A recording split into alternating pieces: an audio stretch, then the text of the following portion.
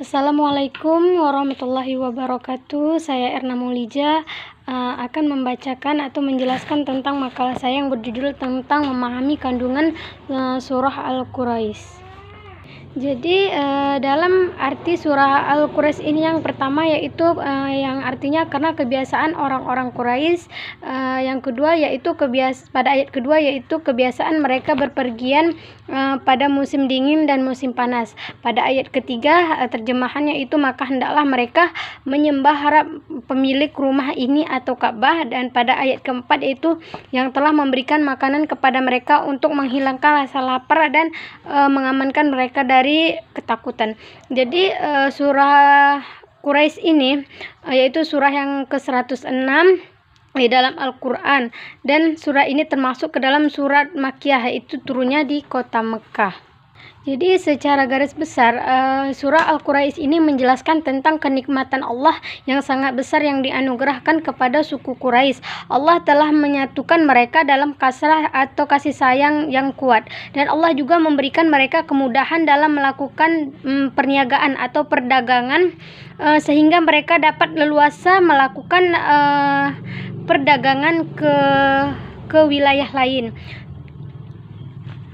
Dan Allah juga telah menganugerahkan keutamaan kepada suku Quraisy dengan menyebutkan mereka dalam hal niaga, yaitu dalam Al-Quran. Hal ini menunjukkan bahwa surah Al-Quraisy termasuk kategori surah Makkiyah, bukan hanya karena turun di kota Mekah, namun juga sasaran yang dituju dalam surat Makkiyah berupa ajakan tauhid kepada Allah, dasar-dasar perundangan dan akhlak dalam rangka pembentukan masyarakat, serta berisi dengan kisah-kisah umat terdahulu sebagai pelajaran bagi umat sekarang.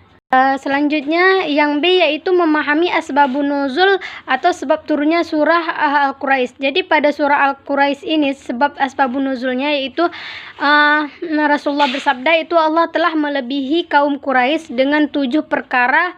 Di antaranya Allah menurunkan surah yang ke-6 dengan mereka. Dan surah ini juga terdiri dari 4 ayat, namun Quraisy ini diambil dari kata Quraisy yang terdapat pada ayat pertama, artinya suku Quraisy. Jadi suku Quraisy ini adalah suku yang mendiami Mekah. Quraisy pada masa Nabi Muhammad SAW merupakan kabilah terbesar yang paling terkenal dan berpengaruh di kota Mekah. Mereka memegang tampuk kepemimpinan di Mekah, termasuk mendapat kehormatan untuk memelihara Ka'bah sebagaimana dijelaskan pada hadis di atas. Selanjutnya yang C yaitu memahami pokok-pokok ajaran dalam surah Al-Quraisy. Yang pertama yaitu memperlihatkan pengaturan hikmah dan rahmat Allah Maha Suci yang Maha Bijaksana dan Maha Penyayang. Yang kedua menjelaskan tentang keutamaan yang Allah berikan kepada kaum Quraisy dan kenikmatan pada mereka dengan membinasakan tentara gajah dan menghalanginya masuk ke Mekah, serta keamanan dan keluasan rezeki bagi kaum Quraisy.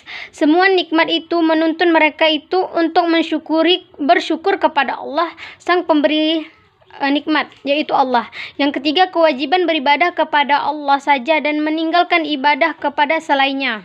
Yang keempat kewajiban mensyukuri nikmat dengan cara memuji Allah dan membelanjakan di jalan yang Dia ridhoi. Dan yang kelima pemberian Allah berupa makanan untuk menghilangkan lapar dan keamanan bagi kekuatan. Yang keduanya adalah proses dari kehidupan.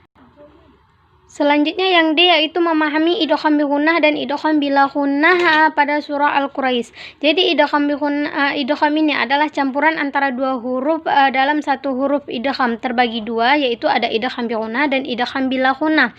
Kalau idgham bi gunnah adalah bacaan yang memasukkan dengung.